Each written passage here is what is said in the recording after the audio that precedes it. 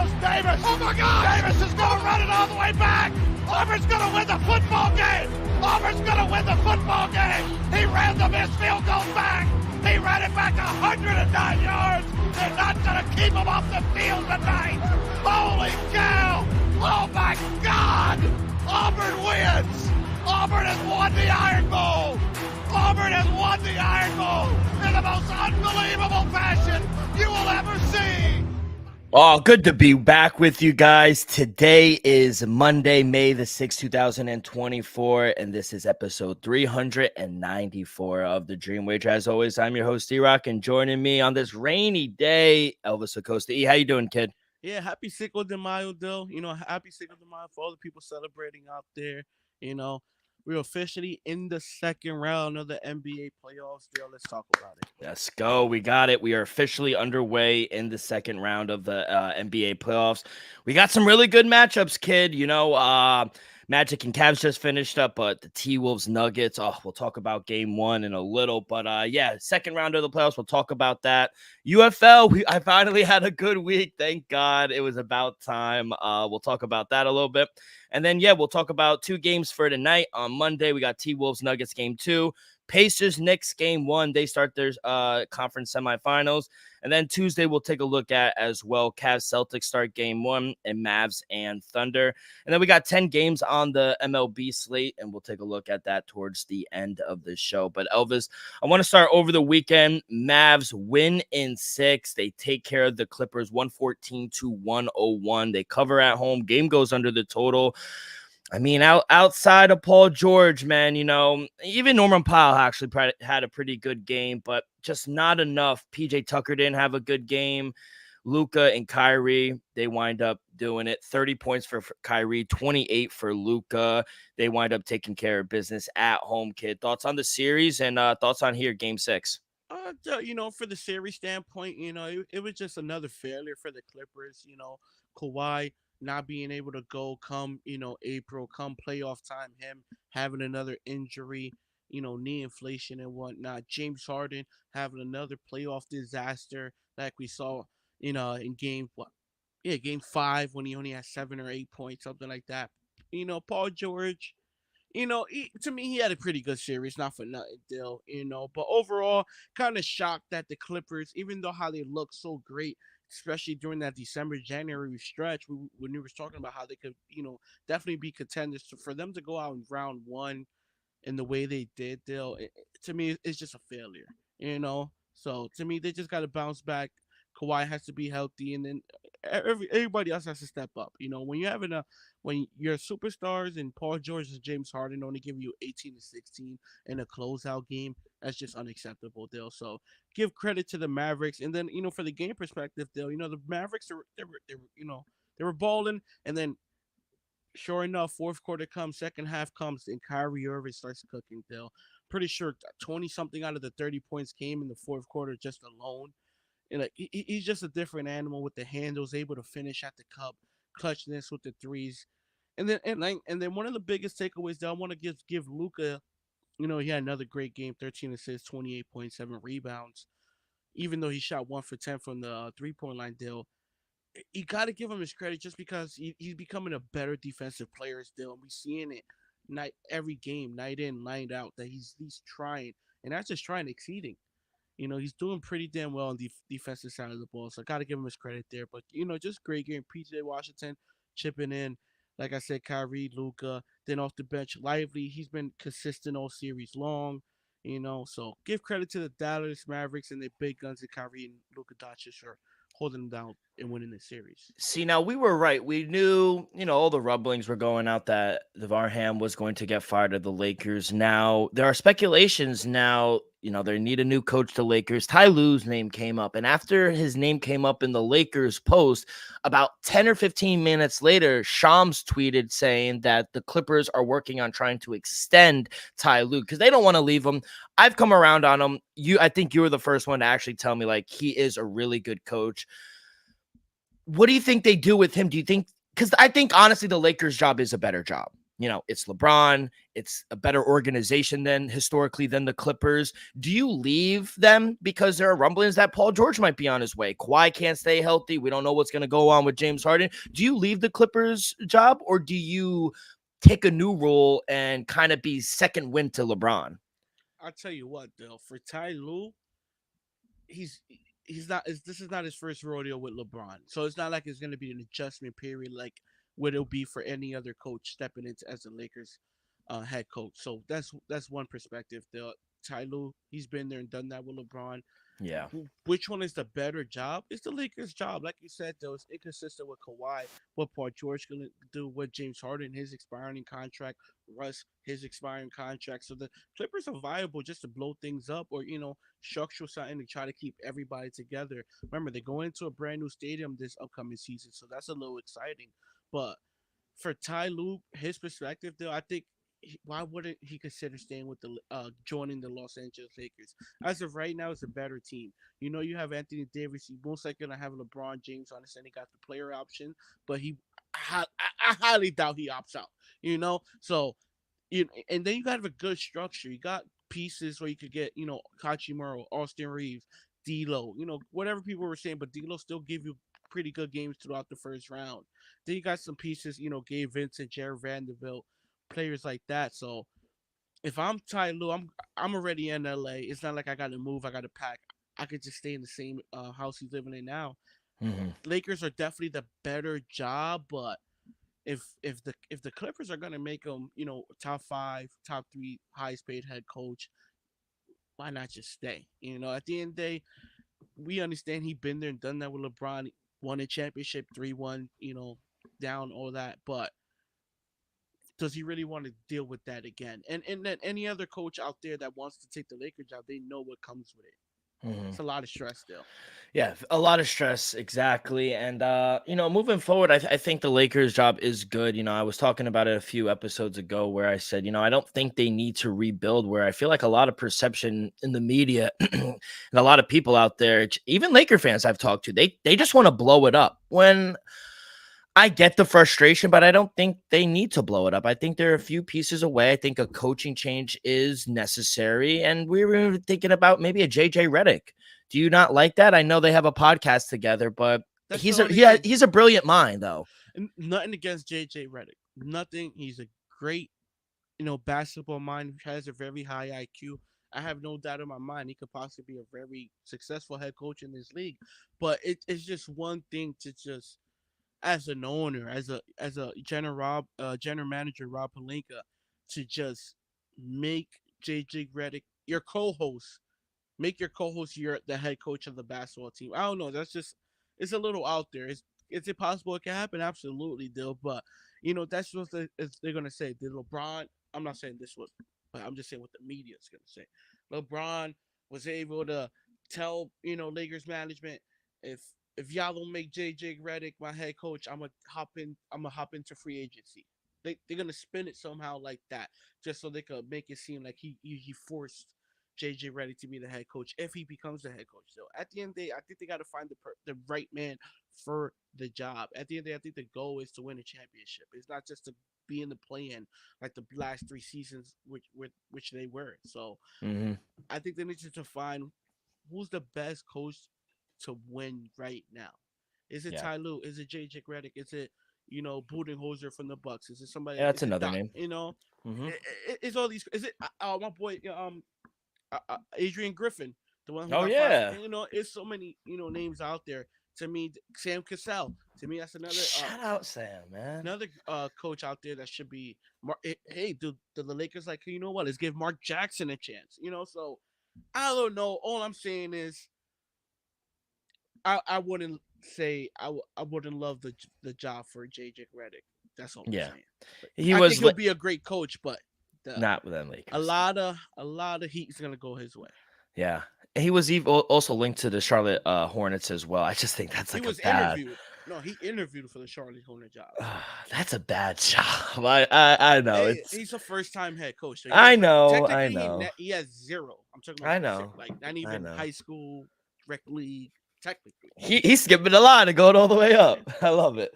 Yes, IQ. He does, and the way he talks about basketball, and the way he breaks it down on the pod, and when he calls games, you really know he's He a knows what he's savant. talking about. Yeah, and he's a savant of the sport. Yeah.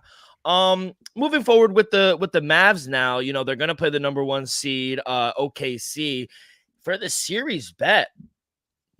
Not very far off. OKC minus 120, Dallas Mavericks 102. They're not that big of an underdog. Are you surprised at the number?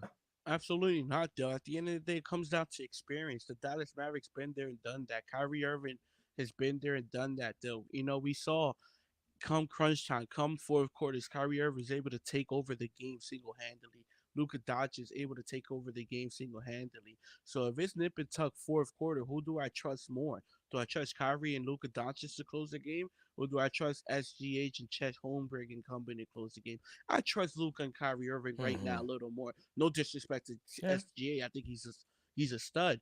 But at the end of the day, you have two superstars who could score the ball at the highest level. SGH can as well, but every night, who's going to be that second runner up? Who's going to be that second guy who's going to give you 20, 25 points a night to go alongside SGH? Because Kyrie and Lucas, they're going to give you 50, 60, possibly 70 a night still. We Yeah. know No. that. Guaranteed. Yeah. SGH and company, we know what SGH is. We know Chet going to show up every night. We know the Williams are going to show up. We know Gritty's going to show up every now and then. You know Dort can hit a couple threes. But who's going to be the one consistent guy who's going to show up night in and night out, make it interesting? That's my question. So I think the line is absolutely dead right. Yeah, I agree. I think even though they are the number one seed, I think it comes down to experience and who are you, like you said, who are you going to trust more? They've been there, they've done that. You want the ball in their hands. So, yeah, it should be a really good series. We'll break down game one in just a little. Let's go to what we saw on Saturday. Nuggets lose game one at home to the Timberwolves. What a game from Anthony Edwards. 43.7 rebounds, 3 assists. He had a steal as well, 2 blocks.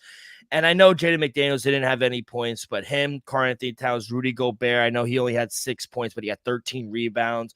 The job they did on limiting Jokic, because he's still going to get his regardless. 32 points for Luka, 9 assists, 8 rebounds. But outside of him, Michael Porter Jr. had a good game, but outside of that, they really didn't do anything. This is a good defensive team. Naz Reid off the bench, he had 16. I think you were saying 13, 14 in the fourth quarter. So they got it. They're deep. Even Mike Conley coming off the bench, he had 14 points. So you love to see the veteranship of this T-Wolves team. You and I picked them to come out of this series, and I think everything that we saw on Monday or Saturday, is what we talked about on as to why we think they could beat the Nuggets. Yeah, though, we said it from the jump. I know I said it from the jump, though. It's just going to be a tough matchup because, Timberwolves, they got the height, they got the size, they're able to put bodies on Joker, fresh ones at that. And then I was saying, and we saw in the game one, single handedly, Anthony Edwards he's becoming that guy. Just simply, he's honestly becoming the best player in the NBA right in front of our eyes. Still, I'm not sure if I'm gonna go there. I said it. All I'm saying is he's slowly becoming that deal. What he was able to do in game one, close it out just like that. Huge first half. I think he was, 20, 30, 25, 28 in the Mm-hmm. first half. Dale, he's just showing. He's just growing up in front of our very eyes. Carthy Towns gave us 20 points. Like you said, McDaniels didn't really give you none. Cole Bird really didn't give you much offensively either. But when you have, Edwards giving you 43, Towns giving you 20, Conley, then you got Naz Reid exploding for 12, 14 points just in the fourth quarter. You're able to win these games still. They were a 4-point underdog. They won this game by 7 points. That's just amazing. Even with the coach with a bad knee, Dale. Remember, they're having Yeah, I the know. I head coach is saw still there, that. but they're having a different head coach really doing the The job right job, now. yeah. So you got to give him credit there. And a lot of people be like, oh, but Murray had an off game. Aaron Gordon. To me, that's what they've been giving you. Jamal Murray. We saw him in the fourth quarter. He is usually Jamal Murray money time deal. They matched up defensively great on him when he was able to get those easy shots, tough fadeaways against the Lakers. Deal he was forced to pass the ball down the stretch against the Nuggets. I mean against the Timberwolves. We saw the Jokic hit a couple threes, hit a couple layups down the stretch and ones, but that wasn't enough, though. So Mhm. the fact that Anthony Edwards is able to close. The fact that Reed was able to give you big minutes, big points when Karl Anthony Towns was in foul trouble in the fourth quarter. To me, that just speaks volume to the fact that this team was able to get it done, not just on the road, but in Game One on the road in Denver. Denver haven't lost a home playoff game in 2 years. And, I think last series against the Lakers, their role players or even some of their starters were able to get away with not having a good night because of what Jokic, Michael Porter Jr., and even at the end of the game, what Jamal Murray was able to do. But against this team, the T Wolves that are deep, you can't get away with this. One bad game or one bad quarter, you are going to lose this game. Right now, the series T Wolves minus 132 to win the series, plus 108 for Denver. We got it at what? Plus 130, plus 135 the other day. So we're sitting good in that pocket. I took the T Wolves in 5. I got a ticket in for that. That's asking a lot, but I do think this team is live. I think just matchups make styles. We talk about that in like fighting, where, the guy might not have the resume or he might not be the most stylish, but the matchup against a fighter will make the fight. And I think this matchup, the T Wolves, what they could throw at Jokic and what they could throw at Jamal Murray, hassle him. I think, I think this is going to be a really tough series. So shout out them. Big win for them on road. What does the Denver Nuggets need to do? Because I think Jokic did what he needed to do, but I think Jamal Murray needs to step up. Still, to be honest, Jamal Murray has to, be a little bit, but we saw it throughout the playoffs. Still, he struggled. I'm not gonna say struggled, but he didn't shoot a high percentage from the field against the Lakers that we expected to. We know he came up big in multiple fourth quarters with 2 game winners, but first 3 quarters of each of those games, y'all can make besides the closeout game 5 in Denver. He had a bad first half still, especially shooting the ball. So, I just feel like Jamal Murray, remember, he's still battling the calf injury just a little bit. Maybe that's lingering. But I just feel like it's just a tough matchup for the Denver Nuggets on the offensive side of the ball, just because the amount of bodies they could throw on their 2 superstars defensively. I think Timberwolves is definitely the hardest matchup for Yeah. the Nuggets. Yeah, 100%. So we'll talk about game 2 coming up tonight at 10 o'clock. So can't wait for that game as well. And then game 7, Mavs, the Magic and Cavs.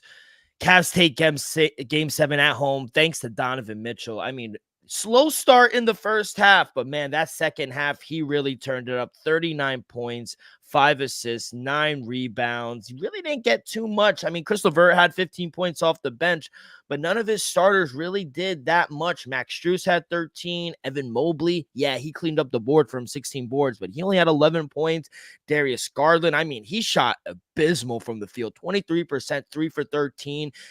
If they want to win a game against Boston, Darius Garland needs to step up. Thank God Donovan Mitchell went crazy, because if he didn't, they would have lost this game. I mean, say what you want about this Magic team being young, but Paolo Banchero is a star. I mean, in his first game 7 on the road, 38 points, 16 rebounds. The guy did everything. If you were watching the game, he just literally ran out of gas in the fourth quarter. You could see it in his face. They had a nice contribution from Wendell Carter Jr., but Jalen Suggs, he got hurt game 7 as well. Franz Wagner, 1 for 15. He shot 6% from the field, 0 from 5 from downtown. That's just unacceptable. Gary Harris, 6 points. Jonathan Isaac, 2 points. Cole Anthony, all these people that Kurt and our Magic fans have told us about, where were they in crunch time? So, you got, first of all, I want to tip my hat to Paulo Banchero. What he was able to do was just impressive. A rookie on, second year, first playoff appearance, able to do that on the road in the game 7. Give him credit. Like you said, he was gassed come fourth quarter. He gave it his all. But we knew what the Magic was. This was a tough series for them anyway. The fact that they were able to push it to game 7, gotta give them credit. But like you said, great win for the Cavs. Donovan Mitchell shows you why he's able to carry a team single handedly.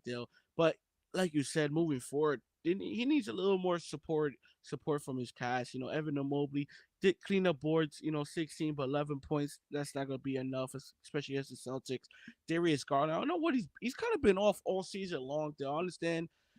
Gotta give the ball up a little bit just because Donovan Mitchell's on the team. But remember, Darius Garland was able to give you 20 and 10 just 2 years ago before Mitchell joined the team. You need to get back to that. Be a little more efficient from the field. And then Matt Strutz, they'll at the end I've been saying we need He's to see this. okay. We need to see the same match just we saw, we saw Miami last year. So and then Yeah. Niang, to me, if you give him a few more minutes, he'll be able to put up some buckets. And then like you said, Chris LeVert had a great night off the bench. But overall, we know what Cleveland's capable of doing when they're all healthy, when they're all there. Donovan Mitchell's a star. Darius Garland, hit or miss at times. Jared Allen, let's see if he's able to return for round two. But great win for the Cleveland Cavaliers, taking care of business at home in a game 7. But Paolo Banchero, Dill, He's definitely, going to be a star in the league. definitely here to stay. I'll tell you that. Oh my God. I mean, I love to see it coming from Duke. A lot of people, I don't know how you could doubt this man, but I think he developed in college, and I think he went to a team where it was like a perfect fit, and it's his team. Obviously, it's his team. He's the best player on this team, and you saw a lot of stars. Trae Young came out.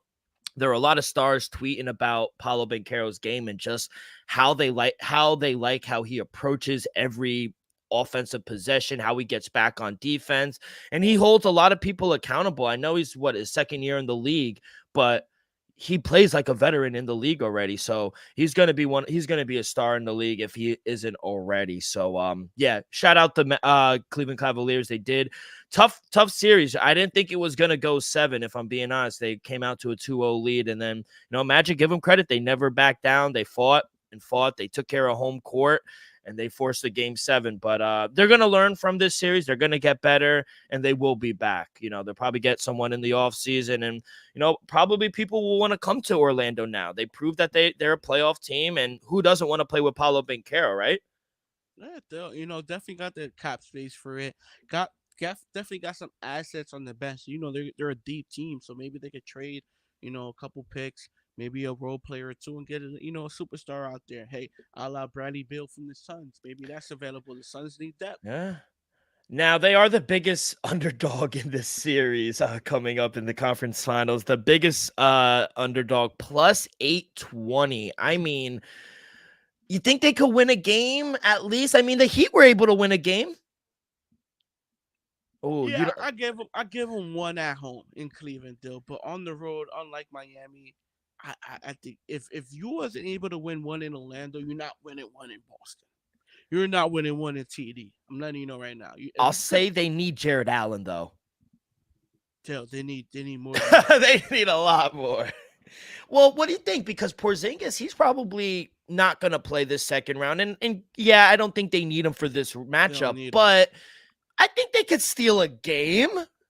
Not on the road. They have a chance to win game 3 or 4. That's it. That's it. It's not going 6 either. They got to prove you wrong. But yeah, I feel like it's going to be a quick series for them. 5 max. Yeah, 5 max. I'm going to give them win game 3. I'm going to give them that. I'm going to see if I could. Boston to win in 5 is plus 175. You like that? After this show. After this show. Kid, let's go to the gridiron. Finally, a good week in the UFL for the kid. I go 3-1. Birmingham Stallions are just a wagon. I don't think they're going to lose. 39-21. They went on the road. St. Louis, I mean, you mentioned it. What a fucking crowd. They sold out. I think they had like 40,000 people in St. Louis. You, bro. I got to go to a game over there because they look like they really enjoy it. I'm sorry. The Houston Roughnecks are bad, man. But they're bad. At least they won a game. Arlington Renegades continue to lose. I mean, I thought they won this game. I really did. This is the only game. Yeah, they covered. They covered. Like I said, what do we say? Good teams win. Great teams cover. So, wait, they're not a great team, though. They were winning the whole game. Alex Perez looked really good, moving them up and down the field.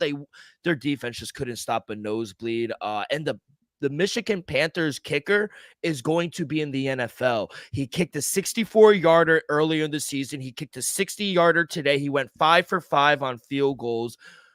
Kid has a fucking boot, bro. I'm telling you, this kid is going to be it.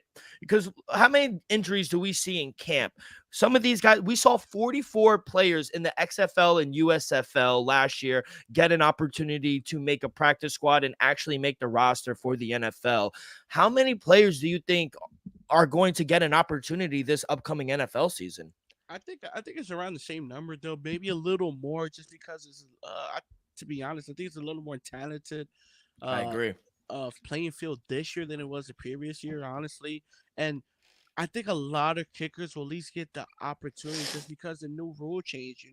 They have experience in this format. Yeah, NFL that's a good point. Don't at all. All these college kids that just got drafted don't. So they know the little tweaks, the little angles they have to. Maybe they can even show current NFL guys, this is how you want to kick it. This is how you want to do it with a speedster. This is how you want to do it. So I'll definitely, I definitely believe at least 10 kickers will end up in a uniform. Maybe not make the team cup September, but definitely 10 throughout preseason and training camp will be maybe possibly even more than that.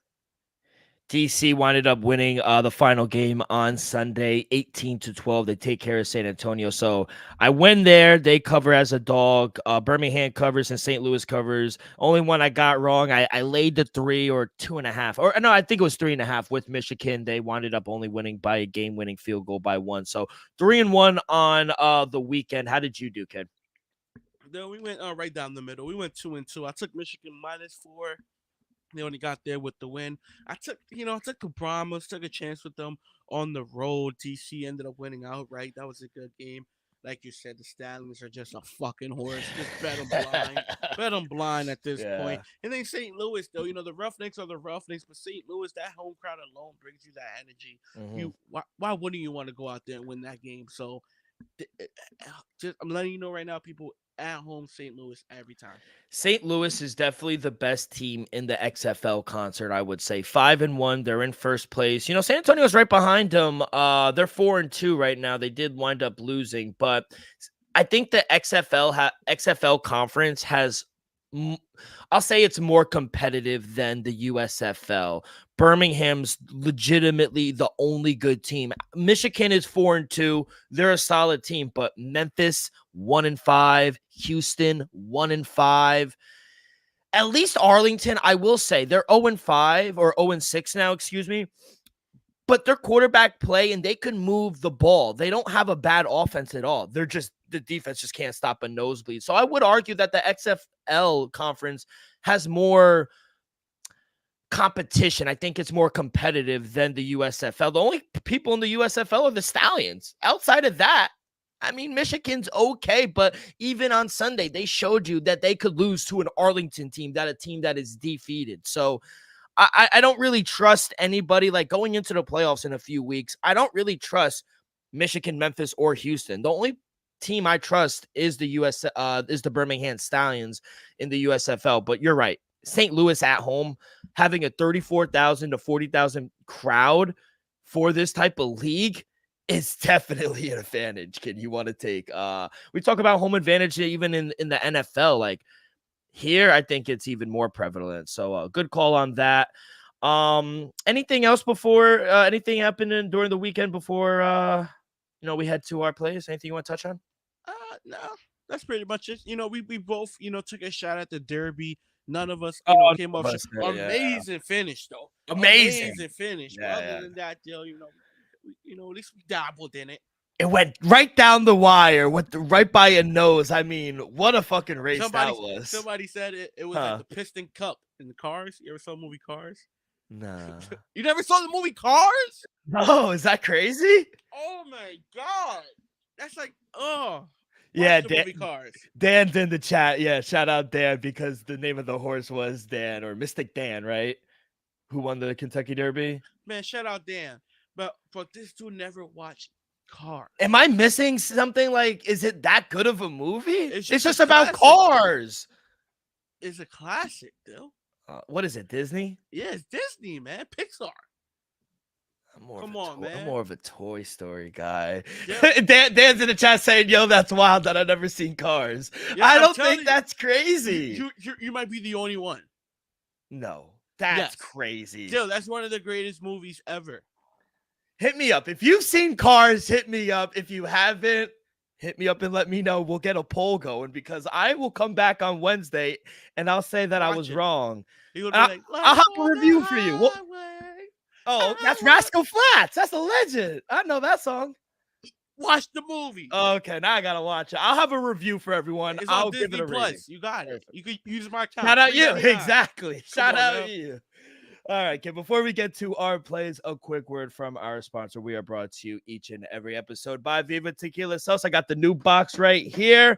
The most refreshing hard seltzer on the market, hands down. It's no wonder why Viva was voted #1 hard seltzer in the world by San Francisco World Spirit Competition. With only 88 calories, 0 carbs, 0 sugar, and a light 4.5 ABV. Viva is the perfect drink for your post-game celebration as it was created with that active lifestyle in mind. We flavor tequila seltzer because flavor is the spice of life, and we like our drinks with just a kick, just like how we like our lives. Whether it's Huckleberry playing around the golf with the boys or an elderberry watching Cars, it doesn't matter. Our favorites pair perfectly with that artisanal Blanco tequila for that subtle and refreshing drink. Our belief here at the Dream Wager and at Viva is to live long, live well, and live it up. All right, kid, let's get to it. Game 1, Monday night at the Mecca. I'm in New York. We got the Legends coming out tomorrow. Indiana Pacers come on in to take on my Knicks. Knicks laying 6 at home. Game 1, -225 on the money line, +188 on the money line for the Pacers. Over under is at 217.5. Biggest total on the board.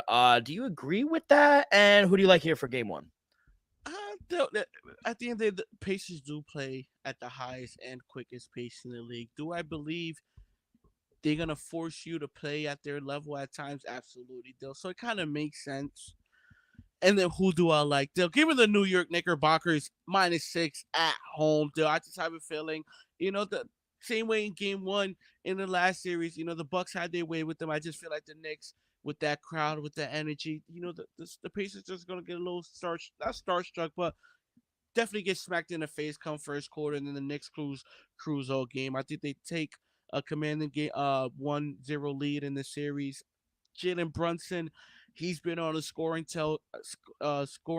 They'll got to lean his over 34.5. Not shocked at all that is that high, but I tell you what, one person I might take over come tomorrow, not there officially yet. Give me Obi Toppin over 9.5 points. Still, he's been in that building. He felt that atmosphere. I know he won't. I know it won't be too big of a moment for him against his former team as well. Might get a little revenge in his heart. Though I think 9.5 points for him to be back in that same building is just a little too short, honestly. Knowing he could hit a couple threes now, much better than he did years ago. I think 9.5 is too short. So give me the New York Knicks. I'm going that way official. Give me the New York Knicks -6. OG Toppin over 9.5 points. He been there. Yeah, Obi Toppin last every game besides game 1, he had 4 points. Outside of that, 9 points, 15, 13, 12. He had 21 in the closeout game as well. Yeah, I agree. Obi Toppin has been playing really well. He came out and said, "Oh, we're not worried about Jalen Brunson." I love the energy. I really do. He might even guard up Jalen Brunson at times. He got the height. He could definitely match up with the speed as well. Tell him to hit up Nick Nurse and see how that worked out. So I love it. I love the energy. I think it's a little revenge spot. I do like the point prop. I do think he'll go over that. I'm going to take Nesmith, actually, of the Indiana Pacers, over 11.5 points. He's another guy that's been low-key really good for the Indiana Pacers as well. And I just think over 11.5 is just really small against a team where, they do get up and down the court. That's not good. We both taking Pacer players over. Oh, but I took the Knicks -6. I don't worry about that. But we are taking short numbers. They're not like over 30 points. Yeah, exactly. I'm actually going to go contrarian here. Give me Jalen Brunson under 9.5 assists. Seems a little high here. I mean, in the regular season, he only averaged 6.5 assists in the regular season. Now, in the playoffs, closeout game, he had 12. But outside of that, 6, 6, 7. He had that game where he had 13. So only 2 of the 6 games he went over this number. 9.5 seems a little high. I would lean under 9.5 assists for Jalen Brunson, but I'm going to lay the 6 at home. I think we take care of business game 1.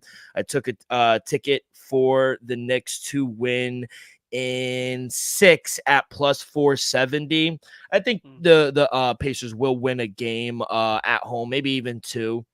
But I think the Knicks are the better team. Interesting how we match up. Team, they don't really have defense, but they get up and down the court. I'm interested to see how our defense matches up with their transition offense. Halliburton has kind of fell off after the in-season tournament, so we'll see. But I think we have the better team. I think we're a little deeper than they are as well. So it's a clash of styles. So we'll see how it goes. But I do like Knicks here for game 1. Let's go to game 2 out in Denver. The Nuggets hosting the Minnesota Timberwolves. Timberwolves trying to take 2 games on the road. Minnesota underdogs on the road, plus 5.5, minus 5.5 for the Nuggets, minus 235 on the money line, plus 194 for the T-Wolves. Over under is at 205.5. Kid, I took the plus 5.5 in game 1 on Saturday. Why is the number the same? Dill, I caught 4.5 for game 1. Dill, the number went up. To me, it makes zero sense. But hey, maybe they know something I don't know. So give me Minnesota plus 5.5 points in game 2, Dill. We like we spoke about it earlier, Dill. To me, I think the Nuggets is gonna have a tougher time, especially offensively against those big bodies. McDaniels, Gobert, Cat, Anthony Edwards, switching onto Murray. To me, it's just gonna be a tough test. Matchup offensively. Michael Porter Jr. has been balling, all playoff long. Give him credit, Dill. But if KCP's not giving you, 10 plus, Aaron Gordon give you 10 plus, Braun or Watson off the bench or Holiday off the bench. Some of these other guys gonna have to contribute somehow, not just Joker, Murray, and Michael Porter Jr. game in and game out. So I know what Anthony Edwards is gonna do. He proved the game 1. Cat, if he doesn't get in foul trouble, what he could do. And I expect, Daniels to give you a little bit of points. I don't expect 40 plus from Anthony Edwards, but I expect a little more from Rudy Gobert. I expect a little more from Daniels. I expect Naz Reid to give me what he gives me. I expect Michael Conley to give me what he gives me. So give me the Timberwolves plus 5.5 and give me Naz Reid over 9.5 points still. We saw him single-handedly in the fourth quarter get over this number. I feel like he was just feeling the game, such a little nervous in game 1. Got it, or maybe it was just the attitude, Dill. It's a little higher up in Denver. He got used to it, and he got the ball rolling in the fourth quarter. I think 9.5 for the 6th man of the year. It's a little disrespectful. I also took the Knicks to win the series at minus 215. I laid it, to be honest. I know it's a little chalky, but I felt like the Knicks should have been a little bigger of a favorite. So I felt like I was getting a discounted, not to go backwards. Now for this game, I agree. I took the 5.5 as well. Surprised that the number stayed the same after, I don't want to say dominating win, but I feel like they won very impressively. Yes. So I took the 5.5 again. Maybe they come out and they go guns blazing. But what happened game 1? What happened to Minnesota? They came once out guns blazing and kind of caught Minnesota lackluster a little bit. There was 14-2 they opened up the game on. So I don't believe that the Minnesota Timberwolves are going to come out flat. I really don't. I feel like Cat and this team, they're motivated differently. I think Anthony Edwards really has the boys plan. I keep thinking it's Cat's team, and no disrespect to my man Cat, but it is Anthony Edwards' team. Yeah.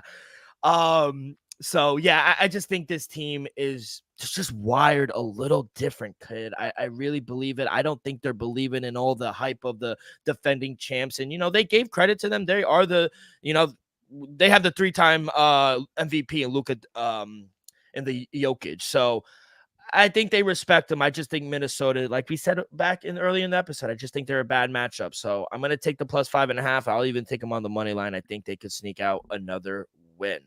Let's go to Tuesday's game. Game 1 in Boston against the Cleveland Cavaliers. Boston laying 11 at home.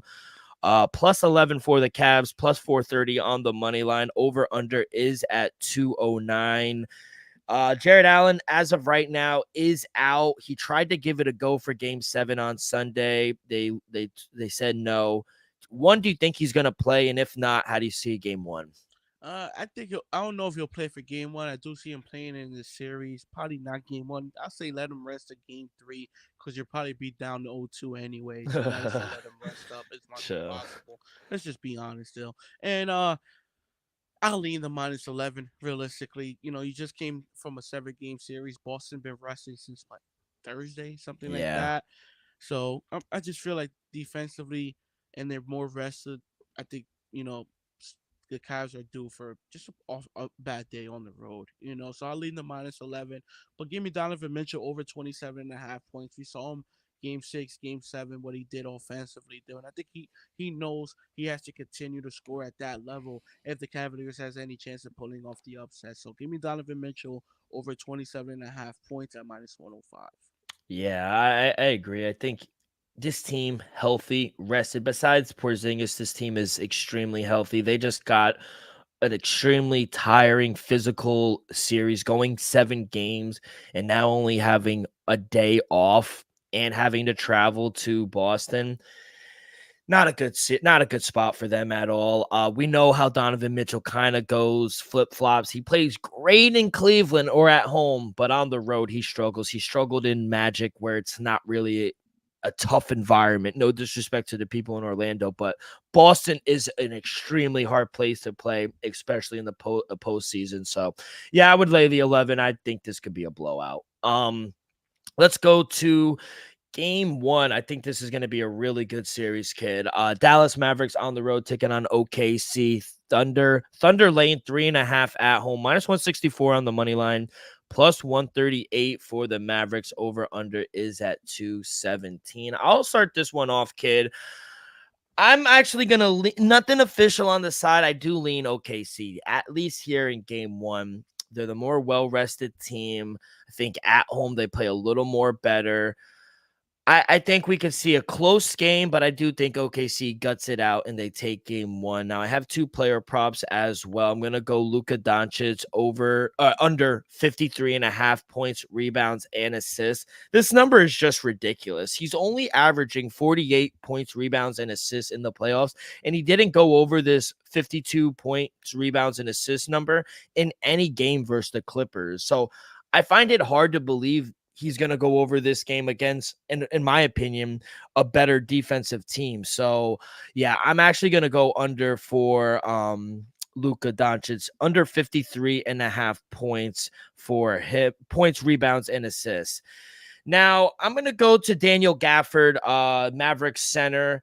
I'm going to go over 13.5 points and rebounds at minus 120. He's gone over this number in the last 4 games against OKC. I'm going to list them off. Points and rebounds. It's a combo. 24 points and rebounds, 18 points and rebounds, 28 points and rebounds, and 34 points and rebounds. And on top of that, he's been over this in each of the games without Maxi Kleber since the trade. So he's coming off his best postseason in game 6 against the Clippers, where he had 19 points and rebounds.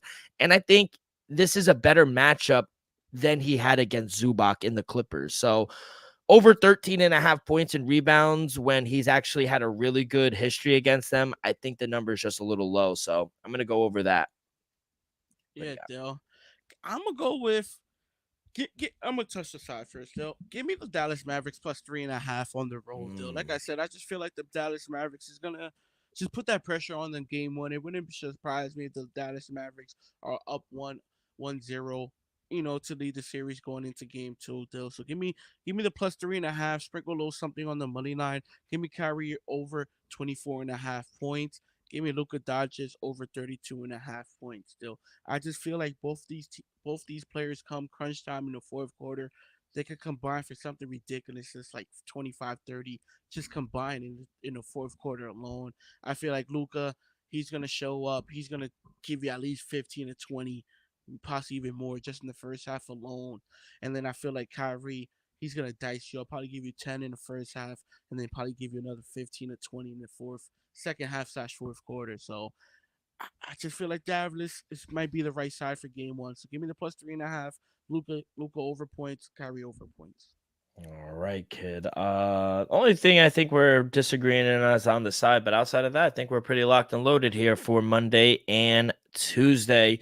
Let's go on over to the Diamond. 10 games here on the slate for Monday. We will start with the first game. Detroit Tigers taking on the Cleveland Guardians.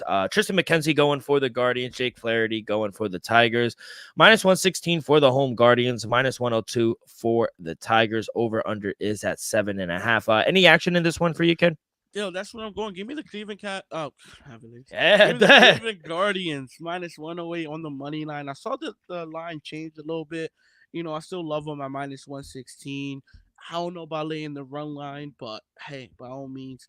But I still just think the Cleveland are just a slightly better team right now. Give credit to Detroit, surprising strong start, but Cleveland, they've been honestly one of the best teams in baseball right now. Yeah. So give me them at home at a short number. That they're the biggest positive surprise, excuse me, for the first month, a little over a month now. And the biggest disappointment, the Florida Marlins or the Miami Marlins. I'm gonna be honest, to me, it's the Astros. Yeah, you don't think they'll be able to turn it around? They haven't yet. We knew what we expected from Miami. Nobody think Miami was gonna be a playoff team.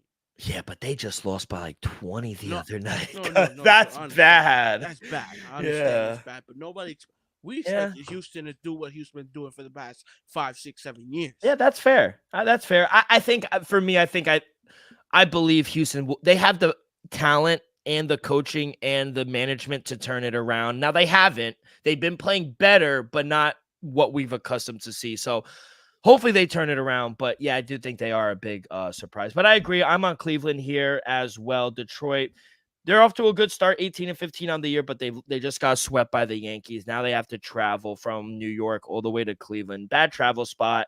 Cleveland at home, 9-5. I think this is a really good spot for Tristan McKenzie. So yeah, give me them on the money line, minus 116.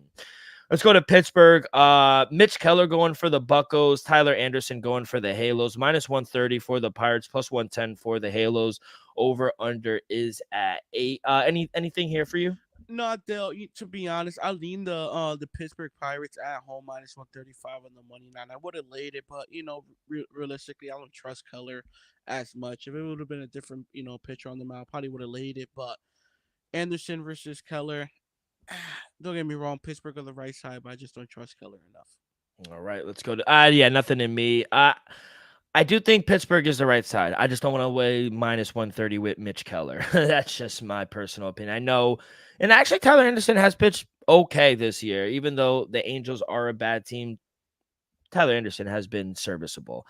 Let's go to the Cubs. Oh, Justin Steele is back. He is making his debut against Yu Darvish at home. Cubbies laying minus 126 at home, plus 108 for Yu Darvish and the Padres. Over under is at 7. Now the wind. Let's see the wind real quick. It's not that bad. It's only 9 miles an hour blowing in, but still number 7, a little low. What do you got here? Dale, I end up just staying away from this one. I do lean, with Darvish on the mound, but Chicago, Dale, with the win. I don't know, Dale. Chicago's just been playing better baseball right now, and maybe they were in San Diego, would have took them with Darvish on the mound, but this one, I ended up just staying away. I do like the Padres, but in Chicago, I don't know, Dale. I fucking love Justin Steele. I had a ticket for him at like 60-1 last season to win Cy Young, and he had one bad outing in late September, and he killed the ticket. But I'm a big Justin Steele fan. I want to see him pitch, though. This is his first start of the season, so I do think the Cubs are the better team. I just want to see. He could get rocked, though, his first game. So Padres, they have good bats. They are playing well. They've won 4 of their last 5 games, so I kind of want to just sit and watch. I think it's going to be a really good game. So I'm just going to stay away from this game. Let's go out to Minnesota. What have they won? 13, 12 in a row? Holy shit. The Minnesota Twins hosting the Seattle Mariners. Mariners laying minus 122 on the road, plus 104 for the Twins. Over under is at 7.5. I'll take this one, kid. I like Seattle here. I know they're what have they won 13 in a row? They lost actually today by the Red Sox. So they're 12-1 in their Mm-hmm. last 13 games. I like Seattle, though. I think Luis Castillo is the much better pitcher against Sean Woods Richardson. He's still kind of young. I think Seattle is playing. They just took 2 or 3 from Houston. They took 2 or 3 from the Atlanta Braves. So they're playing better baseball right now.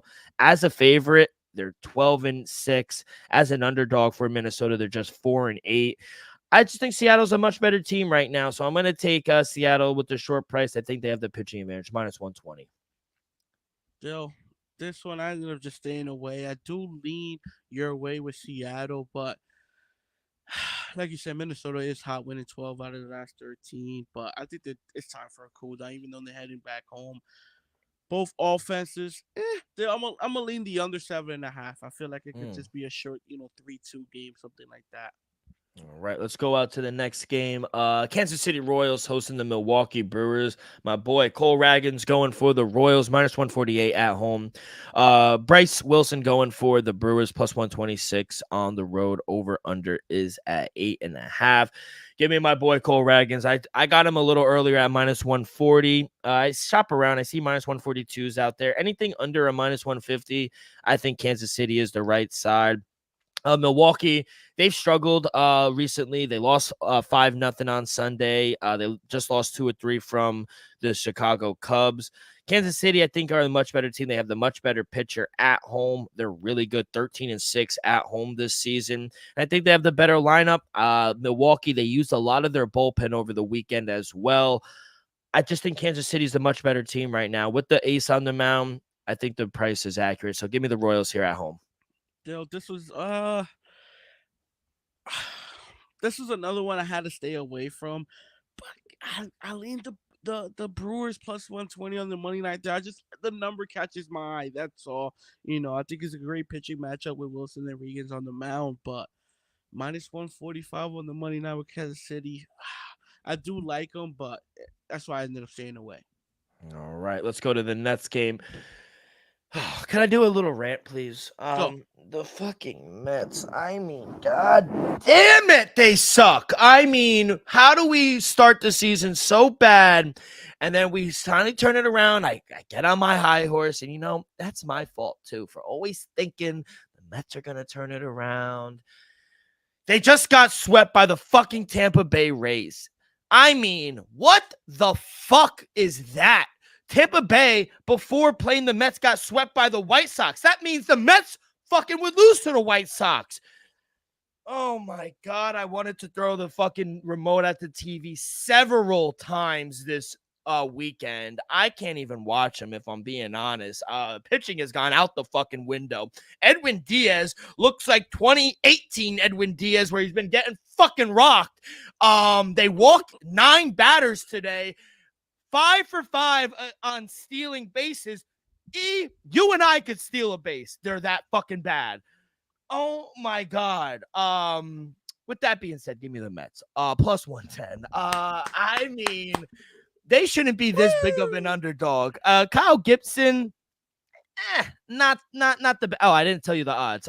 Cardinals -130 with Kyle Gibson. We got Sean Manaea going for the Mets +110. It's Mikolas for the St. Louis Cardinals on the mound. Oh, Miles Mikolas is going. Okay, so the FanDuel, no free shoutouts. They got Kyle Gibson going. So little probably change. Even with Miles Mikolas, it doesn't fucking matter.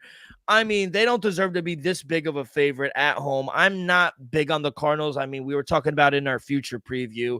I want to fade the Cardinals this season. I understand the Mets suck right now. They just got swept. Can't get any worse than that. But I do think they're live here. +110. I'll throw a little sprinkle on that. Still, same. Give me the +105 on the Mets still. I understand y'all been struggling, but I think y'all a little better than the Cardinals, realistically, though. Even though y'all on the road, I'll lean the under 8. Honestly, every time I say under with the Mets, they end up scoring runs. So somebody scores runs. You know what? Just give me the Mets on the money line +105. I mean, both teams are bad, but I agree. I think St. Louis, we're just a tad better than St. Louis. So Yeah, I can't take St. Louis at home. Excuse me, I got the hiccups. Just 5-9 at home, and usually, teams perform better at home. St. Louis, not so much. So, yeah, they're gonna fade them here. What could go wrong? Let's go. 2 games left. Oakland Athletics, plus 120 with Alex Wood on the mound, taking on the Texas Rangers. Rangers minus 140. Andrew Heaney going for the Rangers. Over under is at 8. I got Texas a little earlier at minus 130. So shop around. I do think they're the right side. Oakland, as much as, we like to shit on Oakland, I think we really can't shit on them. They're a 500 ball club at the end of the day. They're 17-17. They're playing a lot better than a lot of people anticipated. They won 4 of their last 5 games. Now, they are playing the Marlins and the Pittsburgh Pirates, but they're 8-2 in their last 10, 9-9 at home. But Texas, with this lineup, I think they're the much better team. I'm not a fan of Alex Wood at all. I'm going to just bank on the talent alone for the Rangers. So I'm going to take the Rangers here on the money line. Yeah, I agree with you. I ain't go that way with the window. I'll probably just stay away from the game, but I lean the Rangers on the road minus 132. Like you said, the only way I would have took the Athletics against them right now if Bumpboy Blackburn would have been on the mound. Definitely would He have actually got shelled the other night, though. Yeah, so that's all right. First time. It's all right. It happens. Yeah, it happens. So yeah.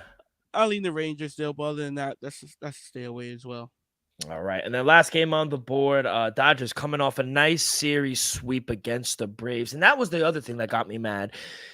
The Dodgers swept the Braves for us. So the Mets could have, gained some groundwork on the Braves, but they got swept. Anyway, Dodgers, Walker Buehler is back. He is making his debut. Walker Buehler against Munoz going for the Fish. Minus 260 for the Dodgers. Minus 1.5 is at minus 120. Plus 215 for the Fish. Over under is at 8.5. Anything here, kid? Dill, give me the Dodgers minus on the run line minus 120. Dill, I think this is great numbers. We've been saying it. You said it. There's been your disappointing team this season. The Marlins they're just a bad team. People, we saw the Dodgers just sweep one of the best teams in the league, the Braves. Now you telling me you're getting a run line at minus 120 against the worst team in baseball? Give me some of that. Give me the Dodgers all over it. Now, did you see they traded their best player, Luis Arraez, the second baseman who won the hitting title last year or maybe 2 years ago, and then in his first game with the Padres went 4 for 4, first time in Padre history. That's insane, right? You can't make shit up. No, you can't make this stuff up. It's just ever since I feel like Jose Reyes was on the Marlins, it's just been downhill. Yeah, it's been a tough go for that. But anything else, kid?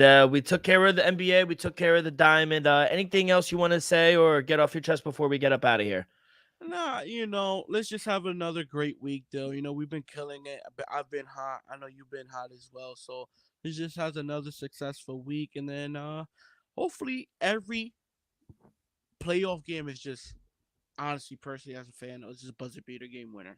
Yeah, hopefully we continue to get good games, except the Knicks. Hopefully that is a blowout.